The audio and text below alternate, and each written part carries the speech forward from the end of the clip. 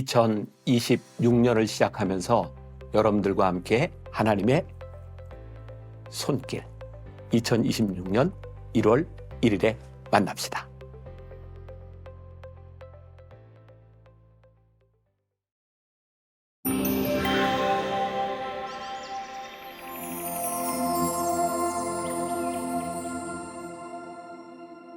하나님께 인정받으려면 디모데후서 2장 15절. 노력해야 하는 이유. 챔버스는 하나님께 순종하고 쓰임받기 위해 치열한 인생을 살았습니다. 그에게 찢겨진 빵과 부어지는 포도주가 되는 것은 하나님께 쓰임받기 위해 꼭 통과해야 하는 과정이었습니다. 그는 영적 진리를 표현하기 위해 열심히 노력하는 것 역시 포도주가 되기 위해 으깨어지는 과정으로 보았습니다.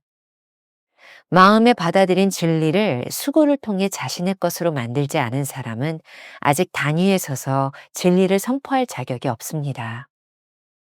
구속의 은혜를 깨닫는 순간 사적인 삶을 포기하고 우리를 지으신 하나님의 목적에 합당한 삶을 살게 됩니다. 그런데 만일 이러한 진리를 제대로 선포하기 위해 노력하지 않고 자격을 갖추지 못한다면 누군가의 축복을 방해하는 사람이 될 것입니다. 오늘 우리에게 주는 도전입니다. 당신이 믿는 것에 대해 분명하게 표현할 수 없으면 그럴 수 있을 때까지 노력하십시오. 우리는 흔히 고난이 유익이라고 말합니다. 고난 속에서 우리는 우리가 믿는 하나님이 어떤 분이신지 구체적으로 경험하게 되고 그것을 표현할 수 있게 됩니다. 포도 열매가 으깨어지는 하나님의 고난의 잔을 받으십시오. 당신의 표현이 체험에서 나올 수 있도록 노력하십시오. 그리하면 그 표현이 다른 사람에게 큰 힘을 주는 귀한 포도주가 될 날이 올 것입니다. 이 과정을 통해 우리는 하나님의 도구가 됩니다. 그리스도인의 가장 큰 복은 축복의 통로가 되는 것입니다. 우리가 훈련하고 연구하는 이유는 사람들에게 새로운 정보나 지식을 전달하기 위해서가 아닙니다. 복음을 들어도 이해하지 못하는 사람들을 바라보며 안타까운 마음으로 진리를 전달하기 위해 애쓰는 것입니다. 성경 공부를 하면서 지식을 쌓고 그 수준에 머무는 것을 주의하십시오. 그 지식을 자랑하지만 의미를 깨닫지 못하고 말씀대로 살지 않는 것을 두려워하십시오. 말씀대로 살다 보면 새로운 체험을 하고 그것이 우리 삶의 간증이 됩니다. 김병삼 목사의 매일 만나 365, 오늘은 12월 15일 하나님께 인정받으려면 이라는 제목으로 말씀을 나누겠습니다. 오늘의 주제, 노력해야 하는 이유. 주님은 나의 최고봉을 통해 챔버스가 어떤 삶을 살았는지 느껴집니다. 그는 하나님께 순종하고 쓰임받기 위해 치열한 인생을 살았던 사람입니다. 그에게 있어서 찢겨진 빵과 부어지는 포도주가 되는 것은 하나님께 쓰임받기 위해 꼭 통과해야 하는 과정이기도 했습니다. 오늘 묵상이 흥미로운 것은 영적 진리를 표현하기 위해 열심히 노력하는 것 역시 포도주가 되기 위해 으깨어지는 과정으로 보았기 때문입니다. 연구하고 공부하는 과정을 챔버스가 얼마나 중요하게 생각했는지 다음 문장에 정확하게 나오고 있습니다. 마음에 받아들인 진리를 수고를 통해 자신의 것으로 만들지 않는 사람은 아직 단위에 서서 진리를 선포할 자격이 없습니다. 감리교 목사여 챔버스의 친구였던 데이비드 램버트는 비리를 도와 오스왈드 챔버스의 책을 출간하는데 많은 도움을 주었던 사람입니다.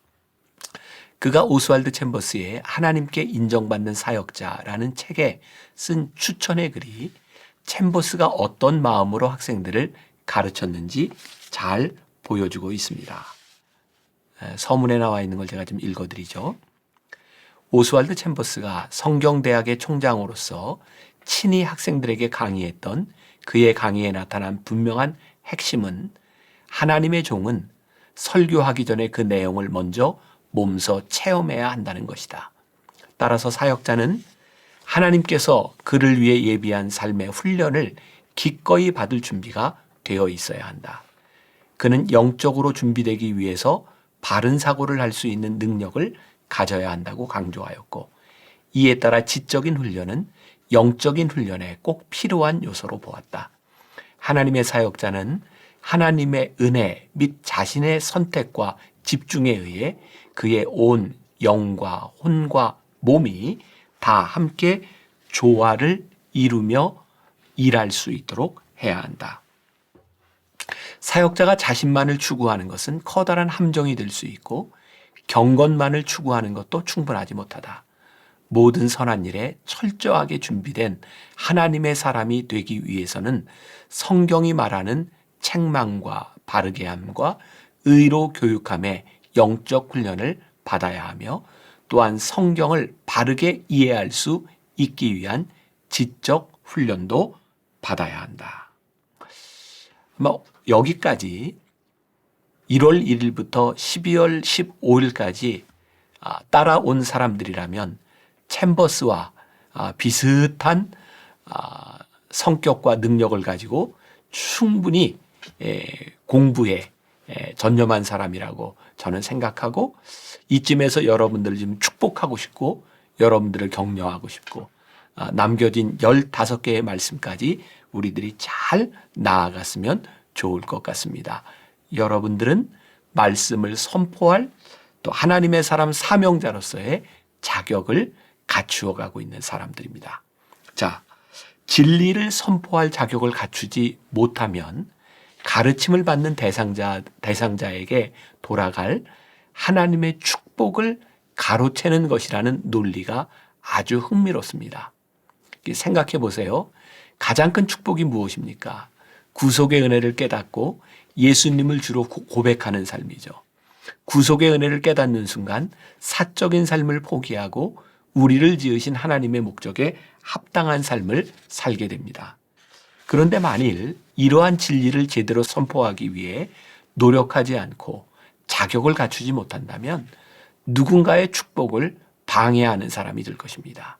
오늘 우리에게 주는 도전이 바로 이것입니다. 챔버스는 이렇게 말합니다. 당신이 믿는 것에 대해 분명하게 표현할 수 없으면 그럴 수 있을 때까지 노력하십시오. 베드로전서 3장 15절과 16절 말씀.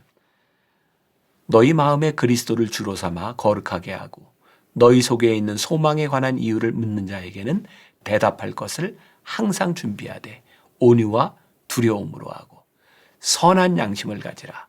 이는 그리스도 안에 있는 너희의 선행을 욕하는 자들로 그 비방하는 일에 부끄러움을 당하게 하려 함이라. 베드로서는 특별히 소아시아에서 고난을 당하며 신앙을 지키던 성도들을 향한 권면의 내용들로 가득 차 있습니다. 얼마나 놀라운 권면인지 모릅니다. 고난 속에서 소망을 가지고 사는 이유가 무엇인가? 믿지 않는 사람들에게 그 이유를 말할 수 있도록 준비된 삶을 살라는 것입니다. 우리가 흔히 고난이 유익이라고 말합니다. 그렇게 적용해 보았습니다. 고난 속에서 우리는 우리가 믿는 하나님이 어떤 분이신지 가장 구체적으로 경험하게 되고 그것을 표현할 수 있게 됩니다. 고난이 귀한 이유는 분명합니다. 포도 열매가 으깨어지는 하나님의 고난의 잔을 받으십시오. 당신의 표현이 체험에서 나올 수 있도록 노력하십시오. 그리하면 그 표현이 다른 사람에게 큰 힘을 주는 귀한 포도주가 될 날이 올 것입니다. 챔버스가 아주 멋지게 표현했죠. 챔버스는 이러한 노력과 훈련의 과정이 필요하다고 말합니다. 이 과정을 통해 우리는 하나님의 도구가 됩니다. 우리를 통해 다른 사람에게 하나님의 진리를 전달하게 됩니다. 우리의 목적은 분명합니다. 첫째, 우리가 믿는 것을 잘 이해하고 표현하기 위해 열심히 노력하면 어렵게 얻은 깨달음을 통해 다른 사람을 축복하게 됩니다. 크리스천에게 가장 큰 축복은 축복의 통로가 되는 것입니다. 저는 개인적으로 하나님께서 아브라함을 축복하신 말 가운데 너는 복의 근원이 될지라 라는 말이 가장 경이로운 말이라고 생각합니다. 둘째, 우리가 이렇게 훈련하고 연구하는 것은 다른 사람들에게 새로운 정보나 지식을 전달하는 것이 아닙니다. 복음을 들어도 이해하지 못하는 사람들을 바라보며 안타까운 마음으로 그 진리를 전달하기 위해 애쓰는 것입니다. 성경 공부를 하면서 지식을 쌓고 그 수준에 머무는 것을 주의하십시오. 그리고 그 지식을 자랑하지만 의미를 깨닫지 못하고 말씀대로 살지 않는 것을 두려워하십시오. 말씀대로 살다 보면 새로운 체험을 하고 그것이 우리 삶의 간증이 됩니다. 사도 바울은 그것을 갈라디아서 6장 17절에서 이렇게 표현했습니다. 이후로는 누구든지 나를 괴롭게 하지 말라. 내가 내 몸에 예수의 흔적을 지니고 있노라. 우리가 기억해야 될 한 줄 노트. 말씀을 전할 자격을 갖추고 그 말씀을 전한다면 누군가를 위해 축복의 통로로 쓰임받고 있는 것입니다. 오늘 하루 이런 질문을 가지고 살아봅시다. 말씀을 전하는 자의 사명을 감당하기 위해 어떤 수고와 노력을 하고 있습니까? 그렇지 못한 자신에 대해 안타까운 마음이 있습니까? 기도하겠습니다. 오늘 말씀을 통해 챔버스가 하나님의 말씀을 전하기 위해 얼마나 치열하게 살았는지도 생각해 보게 되었고, 챔버스의 권면을 통해 우리도 치열하게 노력하며 살지 않으면 하나님의 말씀을 전하는 자가 될 수 없음도 깨닫게 하셨습니다. 우리에게 주시는 가장 큰 축복이 무엇일까요? 주님, 우리를 통하여 하나님의 말씀이 생생하게 누군가에게 전달되고 그 말씀이 깨닫게 되고 그들이 하나님의 축복을 받게 되는 것, 그것이 우리들에게 주신 큰 축복이 아닐까요?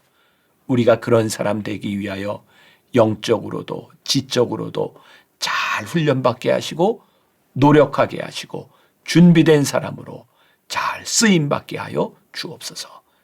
예수님의 이름으로 기도했습니다. 아멘. 말씀을 전할 자격을 갖추고 그 말씀을 전한다면 누군가를 위해 축복의 통로로 쓰임받고 있는 것입니다.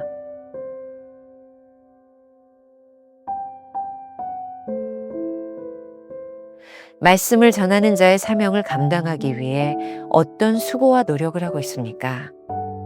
그렇지 못한 자신에 대해 안타까운 마음을 갖고 있습니까?